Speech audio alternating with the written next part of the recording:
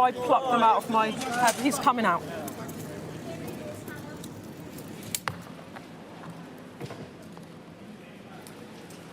The exit poll is indicating it's a Conservative win. From this election to get Brexit done, and we will honour that mandate. This is our day to shine. This is when we become our own sovereignty again, and we rule. We have a new name for the coronavirus. Coronavirus has reached the UK. We will be guided by the science. Be in no doubt, we will do everything that is effective to tackle this virus and keep people safe. Give the British people a very simple instruction. You must stay at home. People in the UK can start getting the Pfizer vaccine early next week. You're quite emotional about that. Well, it's been so simply for everybody that, you know, we can get on with our lives. This fictional party was a business meeting. And it was not socially distanced. Pictures from an event inside Number 10 that took place on the 13th of November 2020. The Prime Minister toasts his departing Director of Communications, Lee Kane. I understand the anger that many will feel that I myself fell short when it came to observing the very rules which the government I lead had introduced. The cost of living in the UK is rising, and it's changing people's lives. Pincher by name, pincher by nature. And I want you to know how sad I am to be giving up the best job in the world. But them's the breaks. I will deliver a bold plan to cut taxes and grow our economy. Now, I recognise we have made mistakes. I'm sorry for those mistakes, but I fixed the mistakes. That I am resigning as leader of the Conservative Party. So I stand here before you, ready to lead our country into the future. Stop the votes. Prices are rising and it hurts. Inflation above 11%. That is clearly the highest figure in 40 years. By more than 1,000 seats, more than 1,000 councillors losing for the Conservative Party. Lost 433 councillors. Rishi Sunak should call a general election. Gives the opportunity to the country to vote as a whole in a general election as soon as possible.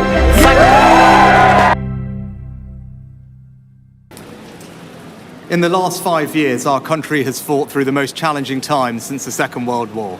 Rishi Sunak's notice period isn't going very well, is it? On May 22nd, the Prime Minister called a general election despite heavily hinting that he would call a general election in the autumn. This is what he told staffers, reporters, MPs, colleagues. Everyone could go away and have the holiday and have nothing to worry about in the summer. More on that later. Former Prime Minister David Cameron even had to cut short a trip to Albania to fly back for the cabinet meeting about the election. They even put a massive welcome banner for Lord Cameron. It looks quite nice, so they must have been pretty miffed off the fact that he had to nip back home after an hour or so. Some party members didn't want him to hold a general election at all. Others were indifferent, others just wanted to end their suffering.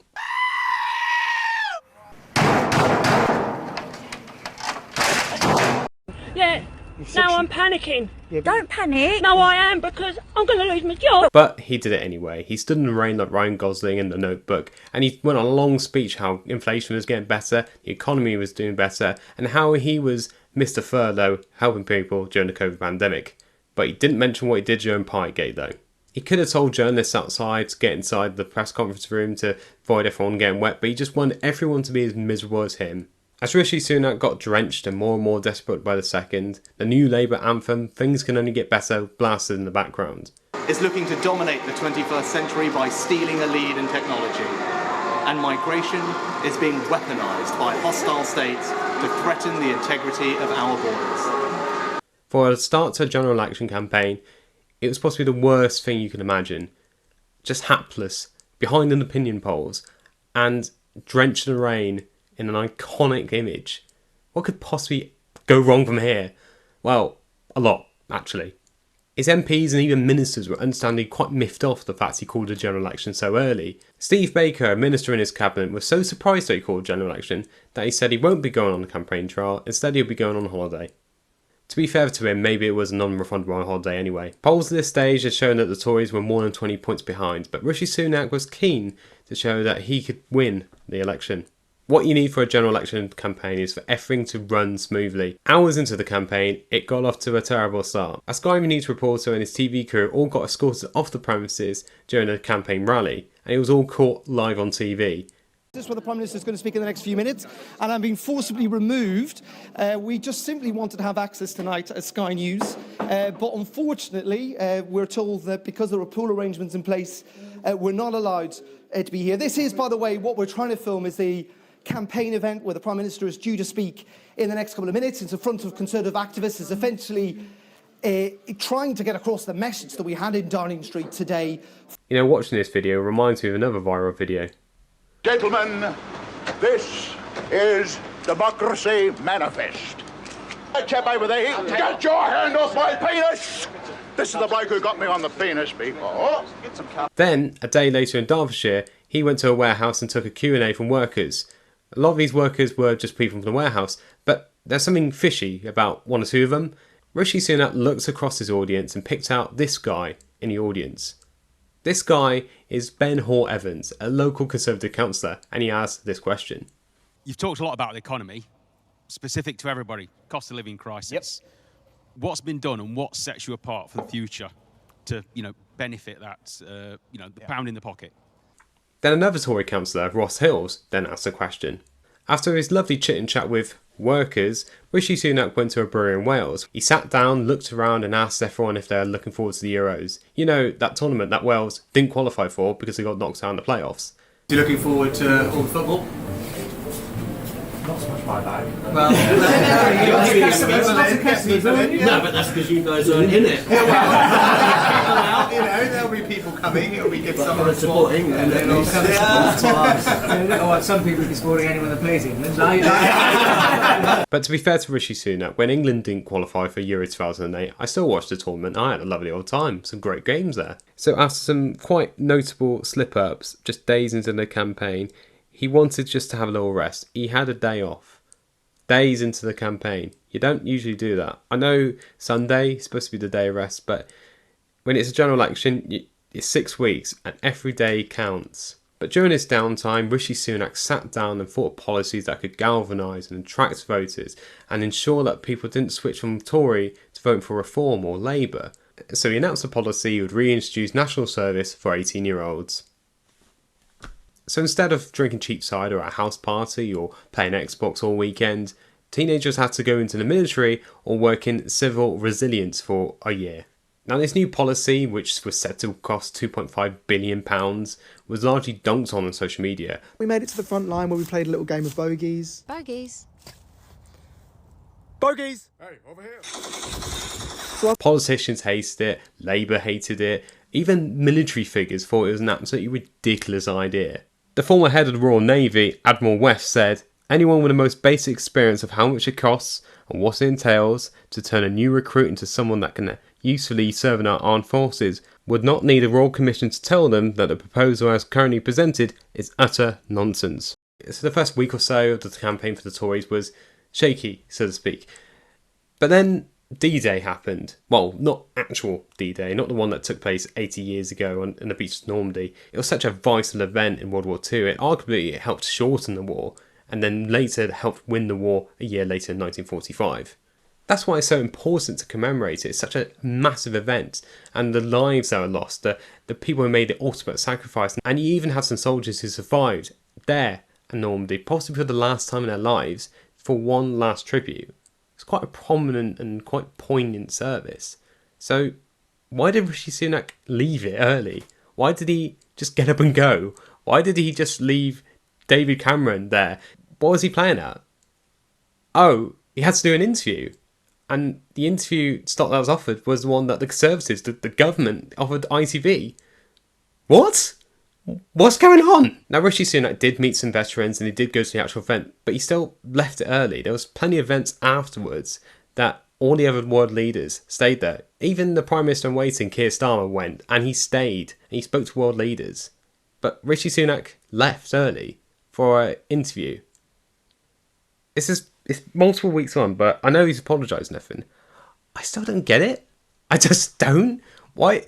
It's like nipping out your mum's funeral to go for a job interview And despite leaving for that interview, Rishi Sunak was still late. Gosh, hello. Good to see you. Very nice to see you. Hey, sorry to have Well, kept thanks. you. No, not at all. I know you've been in Normandy. Yeah, it all just ran over. It was course. incredible, but it just ran over everything. I'm sure it was So apologies for keeping you. No, not at all. I'm sure it was a powerful trip. I mean, so pertinent as well this year, you know, considering what's happened in Ukraine. Yeah, which I haven't seen you know, President Biden's remarks, but I think that's kind of the echo, I think, what he said. Did you get to meet any of the veterans, or were you... Oh, no, did you gosh, just lots. have to do the ceremonial... Lots, over yesterday and Okay, today.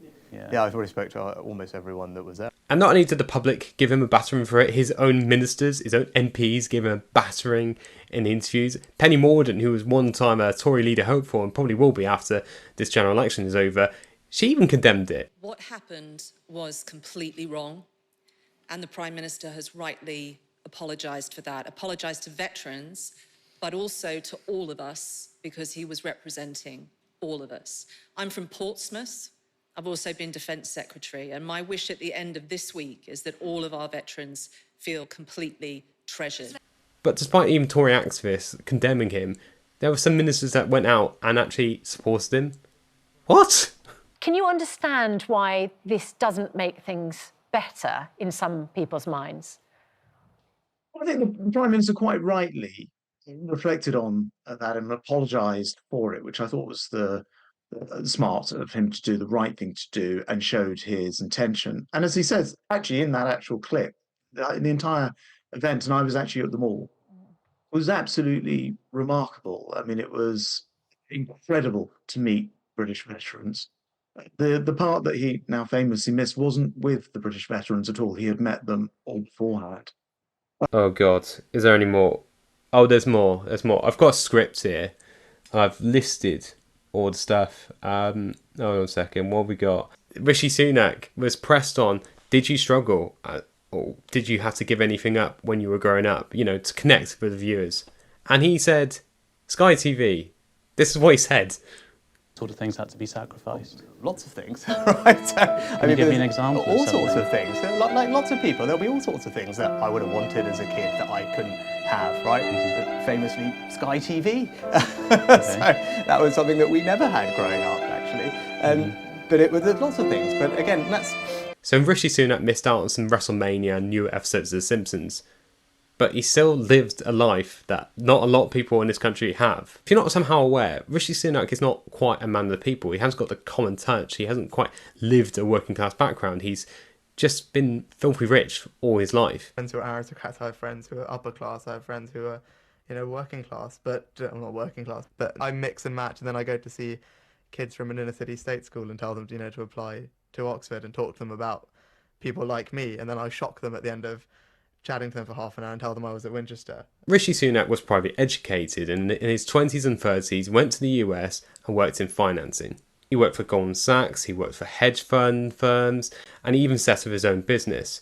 With his trading, he became filthy rich. In fact, if you combine his net worth with his wife's, their net worth at the moment is £651 million. I've got loads of money! The most mind-boggling thing is, he's richer than a king. Yes, King Charlie is poorer than Rishi Sunak. Let that sink in. The bloody king is poorer than the Prime Minister. How the hell has this happened? What fucking universe is this? Okay, calm down, focus. Right, what else did he do? He got photobombed by Lib Dems, didn't he? Lib Dems were travelling on a boat outside where he was having afternoon tea, wasn't he? That was funny. He tried to do that other thing where Labour had no plan, but because it was a white bit of paper, Labour could just literally stick on their manifesto. Like, come on. He even had a photo op in Belfast where the Titanic was built. You know, that ship that famously sank, and I don't really need to explain the joke any further. Prime Minister, we are just yards away from where the Titanic was built and designed. Are you captaining a sinking ship going into this election? So if you look at what's happened over the past few weeks alone, you can see that our plan is working. Inflation has returned to normal. Energy bills just today, we received welcome news, are falling. Wages have been rising faster than prices for 10 months, and at the beginning of this... And all this stuff seems nuts in comparison to all the general election gaffes. I mean, every general election, and to be fair, has a gaffe. Like one gaffe you remember. Like 2010, you had Gordon Brown going around door knocking, and he visited that woman who he then called a bigot, who, to be fair, was a bigot for her views on immigration. You had Theresa May in the 2017 general election where she asked if she did anything naughty and she said she ran through fields of wheat. What's the naughtiest thing you ever did? Oh, goodness me. Well, I suppose the... gosh, do you know, I'm not quite sure. Well, there must have been a moment. Nobody's ever perfectly behaved, are they? I mean, you know, I have to confess, when me and my friends sort of used to run through the fields of wheat, the farmers weren't too pleased about that. I mean, personally, I prefer scramping. Scramping's more fun and a bit more dangerous. He had Ed Miliband in 2015, the Ed Stone, with, you know, all the policies he was going to enact on that massive slab of stone. But that was insane, and I'm not surprised he lost that election, to be fair. And then you had in the last general election, didn't you? You had Boris Johnson, he hid in a fridge to get away from Piers Morgan. Piers Morgan wanted to interview him live on Good Morning Britain, but Boris Johnson hid in a fridge. Only have 5 minutes. You're live on Good Morning Britain. Could you talk to Piers and Susanna for me? I'll be with you in a second. Yeah, I have an earpiece here in my hands, ready to go. Right, he's been taken inside, into the freezer. He's gone into the fridge. There's a bunker. It's very heroic work, had mate. so far, isn't it? That was heroic work. To be fair, I would also do the same. So Rishi Sunak has done so bad that Reform UK, a party that didn't even exist 2 or 3 years ago, is now near level with him on the polls. You know, that party that has toad-faced Nigel Farage in charge and Richard Trice, who just looks like a weird Bond villain? Yeah, those two guys. And they're somehow ranking quite well in polls, and even in front of the Lib Dems. You know, Nigel Farage, who's failed to become an MP for 7 times, but will probably become MP this time round, who was on I'm Celebrity last year, drinking snails and guts in a milkshake. I thought that was his diet, to be fair, before he even went on there. Reform UK targeted disillusioned Tory voters and fully embraced the Nigel Farage brand of hard talk and overinflated ego. While the party was polling well, the latter stages of the election campaign were plagued with controversy over alleged racist and homophobic comments by party campaigners online. There was also talk of paper candidates and fake candidates online. Now, all of this mess has fueled further speculation that Labour will get a supermajority in the next general election. I mean, they were ranking quite highly in the polls anyway, and they just really had to do nothing to basically win the next general election. I know they've had their own infighting. I mean, the stuff about Jeremy Corbyn, you know, Diane Abbott and other candidates who've been deselected because they're not the right Labour candidate. The situation with the Tories is so insane that you've even got ministers going on TV and basically saying, don't hand Labour a supermajority, vote Conservative instead. Not only have the last 14 years been difficult for many people, but you've had, you know, COVID, Partygate, cost of living crisis, everything being bloody expensive, Liz Truss crashing the economy off the cliffs of Dover. I mean, these things stick in people's memories, and that's why the Conservatives are in a position they are now. But Rishi Sunak's performance and his general gaffes are just accelerating it even further. And the impact of this general election so far has been so bad that even ministers are looking like they're going to lose their seats. Like Penny Mordaunt, you know, someone who was seen by many as the next Tory leader, she could lose her seat. And there's others as well. It's absolutely insane. And if this campaign hasn't been bad enough, 2 Tory candidates have been investigated over betting the date of the general election. You know, that general election that Rishi Sunak said will be in the autumn, don't worry about it. But people found out anyway, that's going to be July 4th.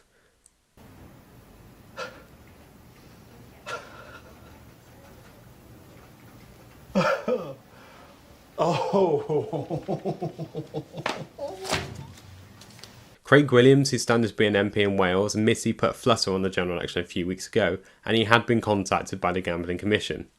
Laura Saunders, who stands to be an MP in the Bristol North West seat, has also admitted to placing a bet on the general election date.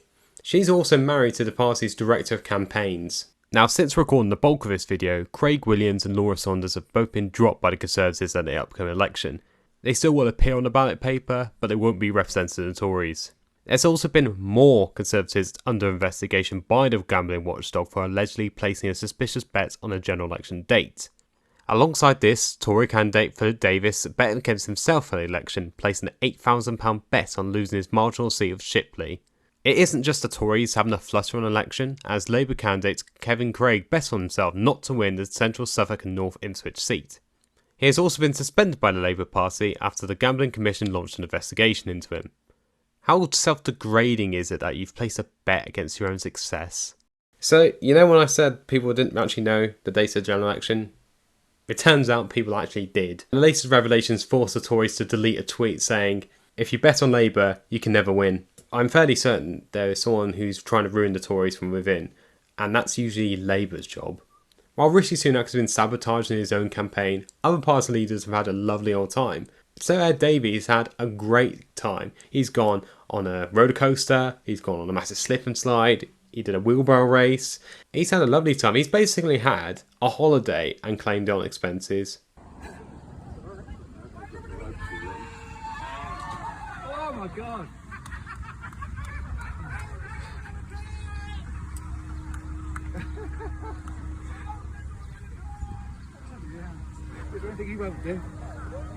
So we're getting closer to polling day on July 4th. The Tories are going to probably implode harder than the Hindenburg. Labour's probably going to get that supermajority the polls keep talking about. Ed Davey's enjoying skydiving across the country and picking up seats here and there.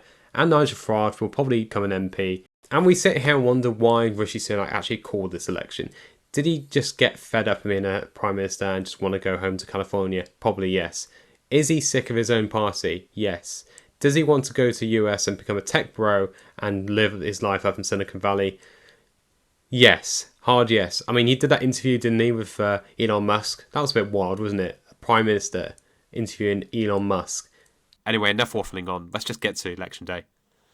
6 weeks of gaffes, debates, political stunts, milkshake throwing and much more led to polling day on July 4th. Across the country, churches, pubs, village halls and whatever the hell this is were all converted into polling stations. Labour were largely expected to win a landslide and high-profile Conservatives were going to be heading towards the job centre.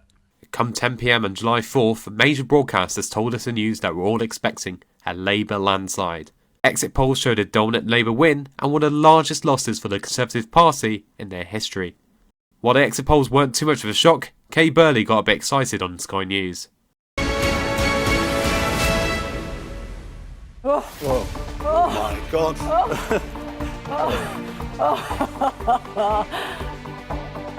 Yeah, you can see his face in just a second.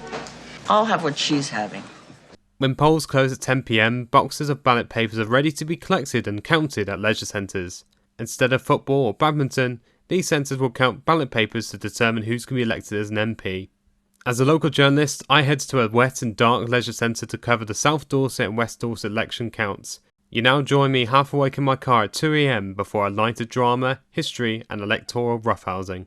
Bleary-eyed, I'm here in a car park at a leisure centre at 2 o'clock in the morning. No, I'm not lost, I'm not looking for a mate, no, I'm here for an election count. Elections up and down the country take place in leisure centres like this because they're massive and they can basically get all the ballot papers, all the boxes together and they can just put in one pile and they've got enough volunteers to spread out a massive sports hall. It's a bit like political Christmas, so you go to bed, and next day you're not going to get an Xbox, you might get a new MP and maybe a new government as well. Some places you're probably going to get both. But we'll see what happens today. I'm here to cover the South Dorset and West Dorset election count. These are 2 Tory seats that are risk of flipping colour. At least one of them is. One historically for the first time ever. So what I'm going to be doing is I'm going to be going in there to file the results for my news organisation, filing copy and getting some colour and interviews and stuff. But I also will be filing the results to ITN as well over the phone as well because I've been paid freelance to do it as well. So I'm basically working for 2 news organisations today. This is also my first election count. I've seen so many on TV, so I know roughly what to expect, but I've never been actually to one. Obviously, we projected a Labour landslide and massive Tory losses. I'll hopefully be able to talk more about these seats when I go in, but first things first, get in there, go for security, get set up, and then I can show you inside and see what it's like. Also, I'm not sure if this lighting's really helping me. And there we are, this is the West Dorset count. Loads of tables here, I'm basically just sort of counting the votes. I can only really film from afar because obviously I can't literally get in the faces of people and see where the X is on every single ballot paper. And they've got some high references there, you've got Lib Dems wandering around with their clipboards trying to get a sussing out if they've won anything. One or two Tories as well, they're looking around as well. Mixture of faces, mixture of reactions. Right, it's just the count for South Dorset then. Same sort of picture really. Now, shortly after filming this, a security guard came up to me and asked me to stop filming. I said I was media, but then he noted my lanyard said guest. Really helpful. I then showed my press card, and thankfully a returning officer came over and just checked over my details, and he said it was absolutely fine for me to film. The security guard was absolutely fine about it as well, just a clear misunderstanding. But yeah, it just shows that when you get to these accounts, the media can film, they can show from afar. You might have seen the sky, and BBC may have done this sort of thing as well. But we obviously can't get into the faces of these counters, look at the ballot papers, imply a result before the result is announced. To politics as public service. The change begins right here, because this is your democracy, your community, and your future. You have voted. It is now time for us to deliver. Thank you very much. Keir Starmer there at his own count. His majority. So it's looking quite interesting. Basically, it looks like Lib Dems are going to get West Dorset, and then South Dorset's basically a three-way fight. And depending on who you chat to, they might win. So Tories think they win, Labour maybe, and then Lib Dems confident as well. I'm also just seeing some candidates as well wandering around the media a bit as well. So these are basically all the candidates here. When I know roughly who's going to win each seat, so say for example West Dorset, you've got to call ITN and basically say Lib Dem gain or Conservative hold, and I phone them up, confirm all the details, and then hopefully then we'll get the vote results. So I'll be able to write them down all on this helpful piece of paper they've given me, well, printed off, and then hopefully then file it all to them over the phone, and that's sorted. And it'll be the same for South Dorset as well. So I've got two counts I'm doing here today. These two seats are quite rural as well, so we'll focus on both of them individually. But West Dorset, if we go there first, that's a big area that covers areas like Sherborne, Bridport, Dorchester, Lyme Regis, Charmouth, a load of villages as well. It's an absolutely massive, rural community, and it's historically always voted Conservative. Tonight it could change, and it looks like it will. Since the 19th century, it's always been Conservative, and there's only been, looking at Wikipedia very quickly, there's only been 7 MPs representing the area. Any time it's ever not been Tories, when Sir Oliver Letwin, who rebelled against the Brexit vote by the government in 2019, he lost the party whip and he went from Tory to independent for a few months, but it didn't really matter anyway because he said he'll step down anyway. And he was then replaced by Chris Loder in the 2019 general election, if you remember that 5 years ago. Now, Chris Loder is obviously one of the famous wave of 2019 Conservative MPs who have been ushered in, and they've been trying to put their mark in politics, and they were a key reason why Labour got trounced and why Conservatives did as well as they did, basically. So the closest challenger is the Liberal Democrats, is Edward Morello. Now he was raised here, born and raised in Dorset, did compete for the 2019 general election for this seat, but he lost, he came second. So he's got quite a sizable majority. So Edward Morello is trying to overturn this general election. The polling suggests, into the election, suggests he was going to do that.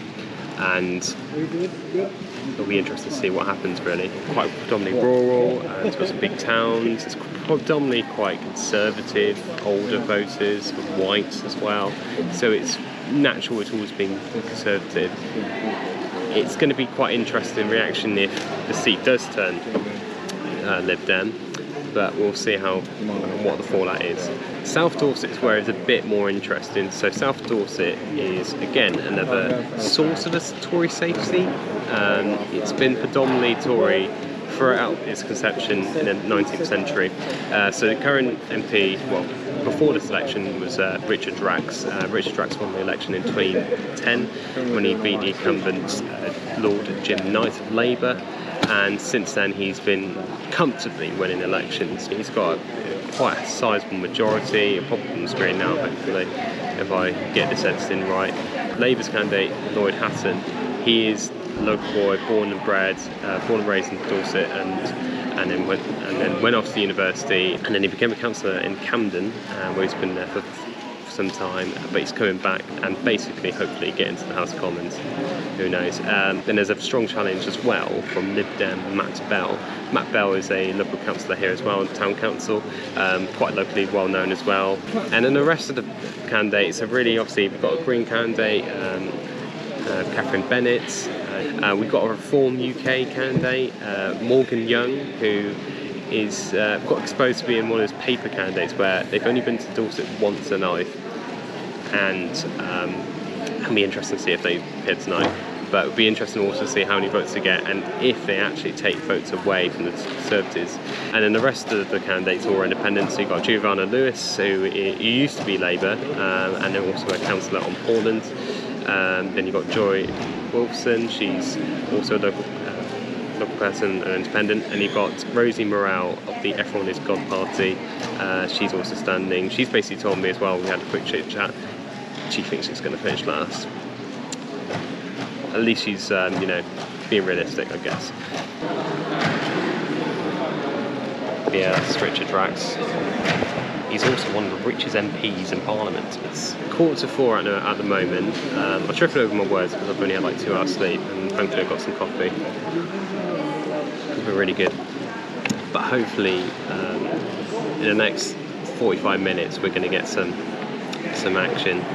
Dorset Council are literally sat over there. The press team have basically said one's going to be at 4:30, the other's going to be at 5:30. But I feel that South Dorset's going to be one that's going to be more tricky, especially if it's marginal. And if so, then we could be here for recounts. So yeah, so this is where the media bit is. I'll show you now. As you can tell, we've got ITV News there, BBC there with his rig, and we've got Dorset Echo and some radio, Great Hits Radio. Great bit about election night as well is that all the snacks you get. So this is my contribution, fantastic. And popcorn, don't care what people say, it's actually quite nice. And then Echo team have brought some Haribos, of course, some lovely caramel shortbreads, Kit Kat chunkies. Jamie, what have you brought? I've got a couple of Starbursts here, and then I've popped to Aldi as a last minute resort and grabbed some steak and ale crisps. I take that's before you went to bed, yeah? Yeah, exactly. Aldi's not 24/7. No, yeah, just no one was up at the time I went. And then there's a communal box of Maltesers there. Help yourselves. Oh, nice, cheers, man. What about the banana? Is that communal as well? Can anyone have that? The banana. Can anyone have that as well? That's me. That's you, right? Okay, fair enough, mate. Looks like some tables are solid, which is good. And then we've got other ballots being counted as well. And that's also Lloyd Hatton there, who is a Labour candidate here. So I guess all the candidates are slowly trickling in as well for what could be a very interesting election count and result. Meanwhile, across the country, government ministers and high-profile Tories lost their seats. Jacob Rees-Mogg, Alex Chalk, Penny Mordaunt, Lucy Fraser, Johnny Mercer all lost their seats. Even former Prime Minister Liz Truss lost her seat. Well, I think she understood what was going on. In fact, Jacob Rees-Mogg's election loss even became the subject of his own TV series called Meet the Rees-Moggs, a show that was about as appealing as fishing your phone out of a nightclub toilet. The reality show tries to answer the question of what does an MP do when he's lost his job. Well, looking at the series, he's actually okay because he's got his massive countryside mansion, hosting gig on GB News. So he's actually doing alright. It's not quite the same as going to a job centre and speaking to a careers advisor and insisting you are going to these job interviews that they're putting you down for. The series goes on to hint how controversial Jacob Rees-Mogg is and only brushed on it. I suspect if the show aired his views on abortion or gay rights or Brexit or his dodgy financial dealings, that there would be a sharp decline in viewership. Although if you're going out of your way to sign up to another streaming service to watch this, I suspect you probably don't actually mind about his views. Jacob Rees-Mogg's always been this very fascinating person, almost as if he's born in the wrong century, and that's why he's become this posh caricature for people to take piss of, such as Ali G. Should be keen. I'm speculating on my having a relationship with somebody I've never met, and that leading to a child being born, and then as to what class it might be, is so far-fetched. As to be ridiculous. I have no idea. What, you think you're still good for my sister? I certainly not. Now, the show itself shows how dull and odd the man is. His house is full of portraits of himself, he doesn't pack his own bags, he still has a nanny, and he loves his old Gregs here and there. The series sees him planning for a Boris Johnson party, which we actually don't see because cameras aren't invited, and also endless shots of his house because even the production crew just get a bit bored and trying to find stuff to actually film. So, who's this series actually for, and is it actually worth watching? Well, if you actually want to get more Jacob Rees-Mogg content out there, or just want to enjoy him losing his seat, then maybe this series for you, or the specific episodes focus on are. But other than that, you don't really get more out of it. It's just boring. It's just a very posh man wandering around with his family and just doing family stuff with the odd tidbit here and there. Otherwise, you get more value out of watching a cement mixer. Anyway, back to me. Mishaps Grant, the Conservative Party candidate, 16,000.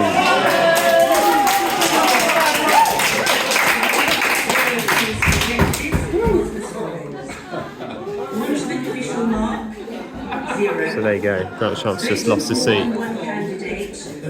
Oh dear. Writing or mark by which vote could be identified. So Drax is now talking to the Everyone is God party, who are standing in West Dorset and South Dorset. And there's Lloyd Hatton there. He's looking a bit nervous, smiley, but you know, just chatting to people, being social, which is good. I mean, to be fair, if I was standing for Parliament, I'll be right now feeling a bit nervous.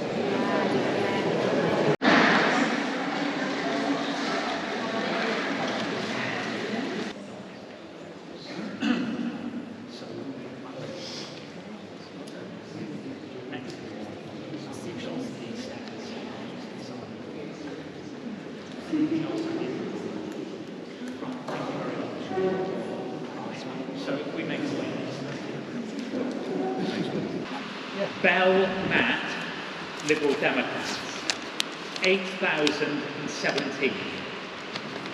Bennett Catherine, the Green Party, 2,153. Drax Richard, the Conservative Party candidate, 14,611. Hatton Lloyd, Labour Party, 15,000.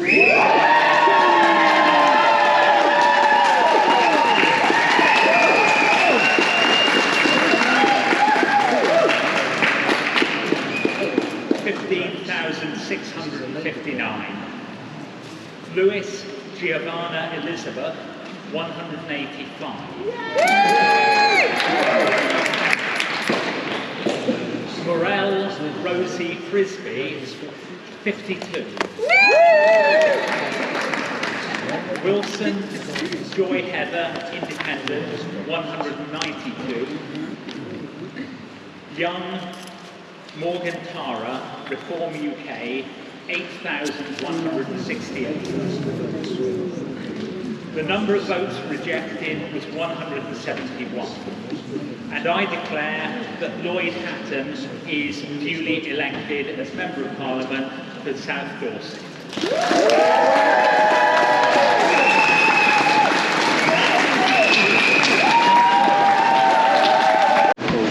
Blimey.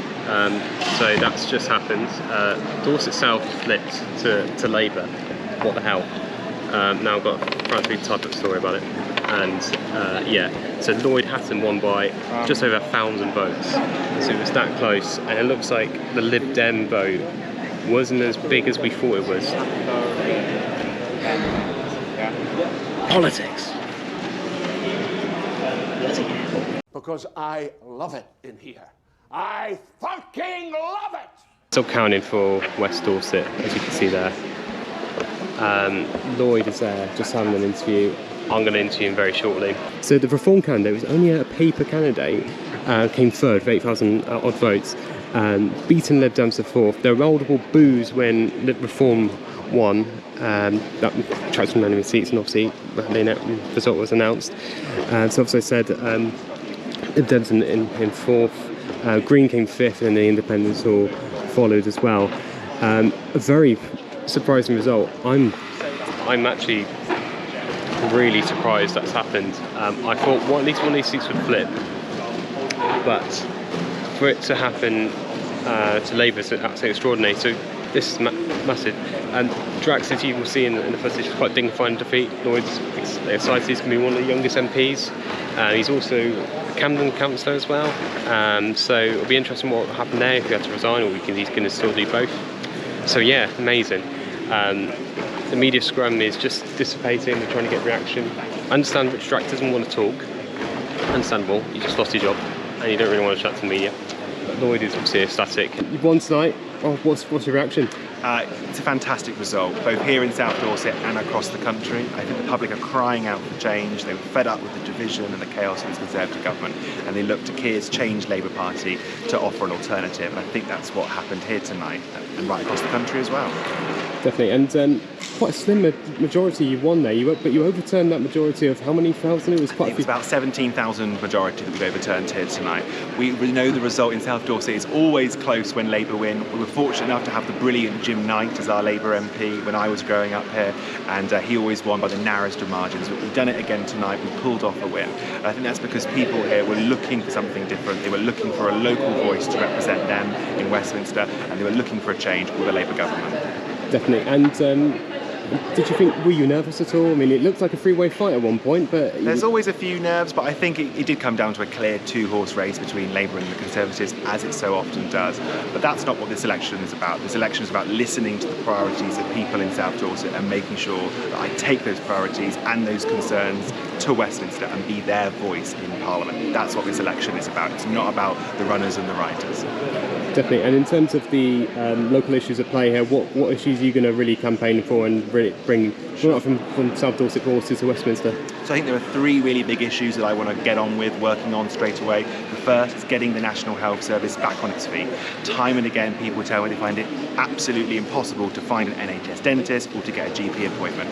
And our waiting lists are also too long. So we need to get the NHS working again. Second of all, I want to work with government, with councils, with local business to get our town centres and our high streets revitalised. They've really struggled since the pandemic, so I think there's so much we need to do to support local businesses and our high streets. Finally, I want to stand up for our cherished local environment. I'm so lucky that my constituency is at the heart of the Jurassic Coast, which is a world-renowned heritage site, but it is at risk, whether that be from the sewage spill scandal or other environmental catastrophes. So I want to make sure I stand up for our brilliant local environment. Definitely. And just one last question. Obviously, national pitch has been astounding, really. No, I don't think we've this lifetime have seen anything like it. A lot of big profile Tories have lost their seats. Why do you think these big Tories have lost their seats, and why are they voting Labour?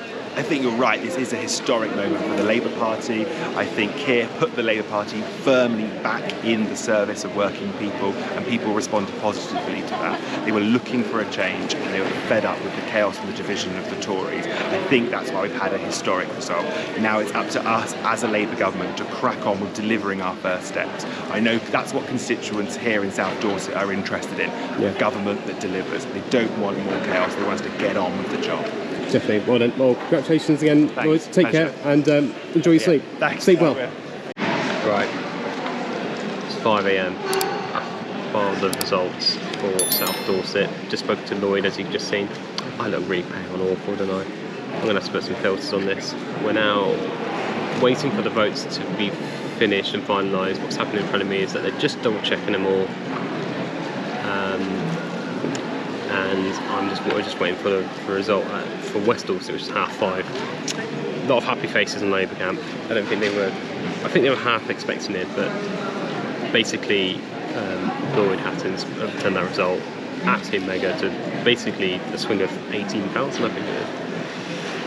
But yeah, we'll see what happens. He seems quite positive as well. He's going to be one of the youngest MPs in Dorset, not just in Dorset, but also in on the national level as well. Government, whatever the size of its majority, as the Conservatives have learned, can't be certain. This is a stay at the coffee at 5 AM. It looks a bit like a bomb's hit. And there we go, just have a look in here. All the seats have gone. Let's have a look. There we are, microphone's all set up. The lonely tripod is there.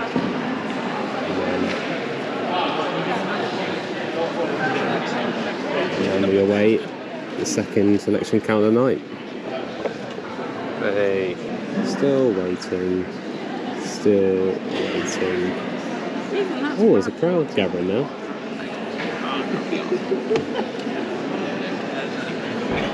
If you're wondering why it's taken till half 5 AM to why we have not got results yet for West Dorset, it's because more rural patches take longer to count, because you've got to imagine you've got little hamlets in the north of the constituency, you've got to go all the way to the south constituency, whereas it's different to, like, say, Manchester, because it's obviously all interlocks, good roads and transport infrastructure, so they can just throw everyone into that leisure centre. So that's why it's taking so long. It's also, I guess it's not really a massive priority. I mean, in the grand scheme of things, these seats. We're just waiting for the votes just to be checked over, and then what's going to happen now? The candidates are basically going to be told, right, this is what we've got for the figures. Are you happy with it? If you're happy with it, okay, cool. And then move on. And then the actual results will be declared. I'll say this as well. Obviously, this is West Dorset and South Dorset, where the count's been held in Weymouth. I'm not sure why it's still Weymouth. It should be Dorchester. Isn't that more central to the constituencies? A35, A37, bang in the middle. The farthest Dorset Council, I'll be holding it in a massive leisure centre in Dorchester. That'll speed up this whole democratic process. So, just in for the crowd now. Crowd's gathering, and we're just waiting for votes to be verified, and well, more than that. Chris Loder's there, who's the MP. Not recently, no, but I'll be... Deep in conversation. And the media pens just here waiting for the results. So that'll be hopefully next 20 minutes. I'll have my sheet ready. Chris Loder is looking at the votes. Well, he's overseeing them. Is he going to protest, I wonder? If he does, we're going to be here until like 7 AM. I don't think the volunteers want to continue and counting.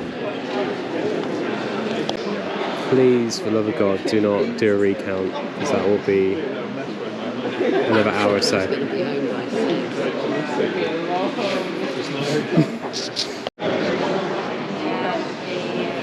Chris Loder's getting a bit animated. This is longer than thought. Is it a recount? No, but it's as if he's going to lose 75,000 votes or so. Well. At least. No idea how long. Not a recount.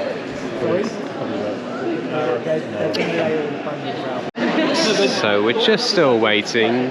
Conservatives there, Lib Dems are there. It's Calvin Clayton, the Green Party MP, the candidates there. Still nothing. Chris Loder's looking on, very concerned, shaking his head.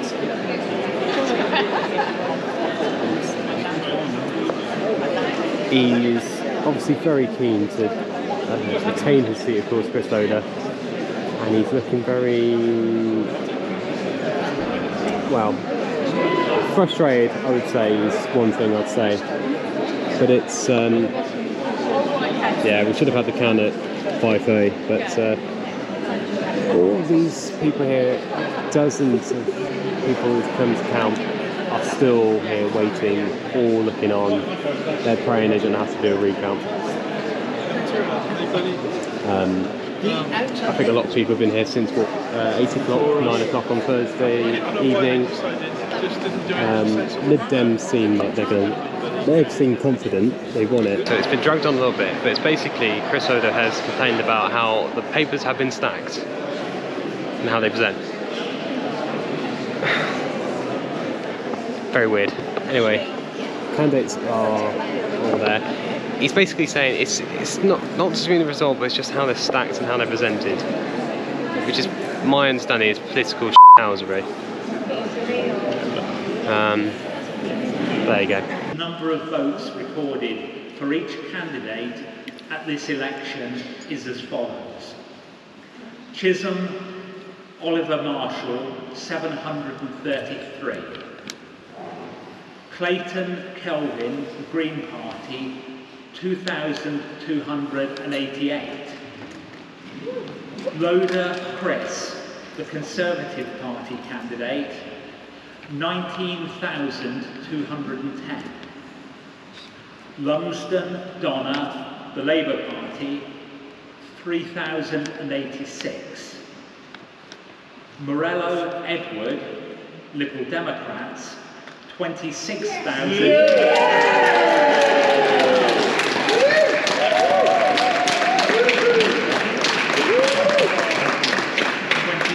26,999. White Marcus Daniel Terrence, 289. The number of votes rejected was 618, and I declare that Edward Morello is duly elected.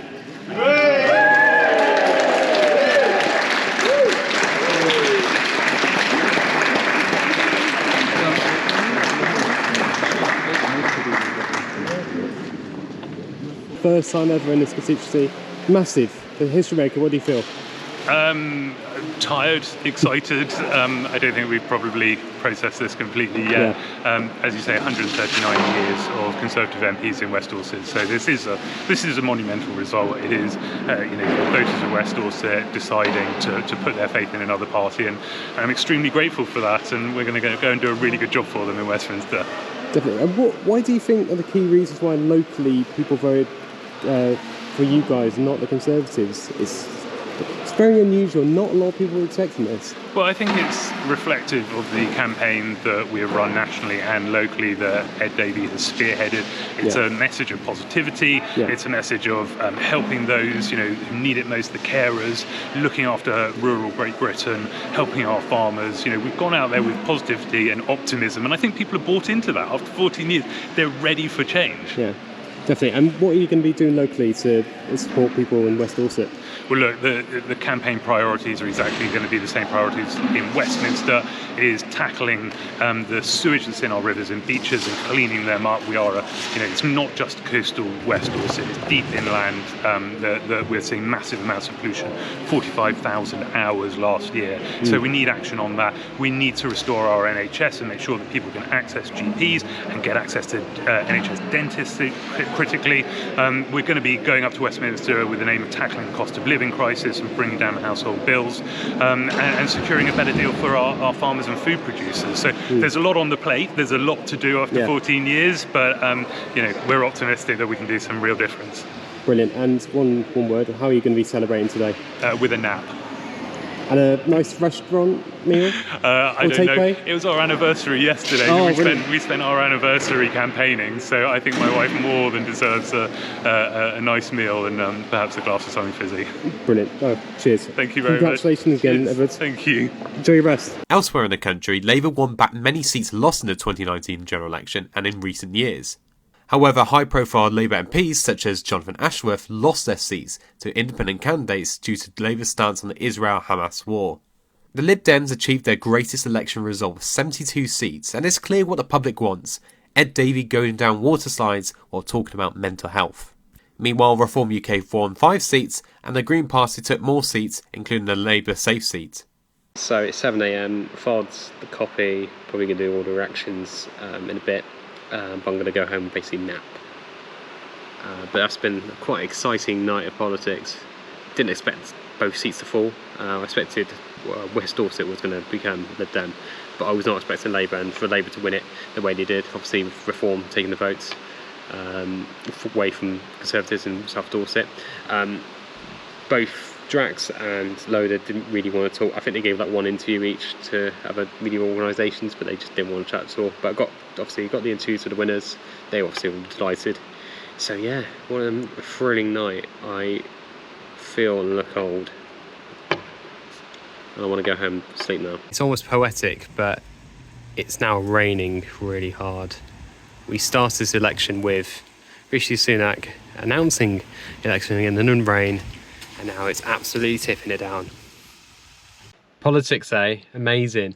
We've woken up now with a new government, new MPs, definitely in my area, and it's just astounding. I still can't believe it. Obviously, I talked about all of this in the Rishi Sunak sabotaging his own general election video, but I just can't believe this has all happened. The way that Rishi Sunak called the election, the way he made all those gaffes, made those mistakes, the fact that, you know, he really was damaging their own campaign to the point that they were some people were asking maybe to step aside, but he lessened his appearances towards the end of the election just to sort of calm things down.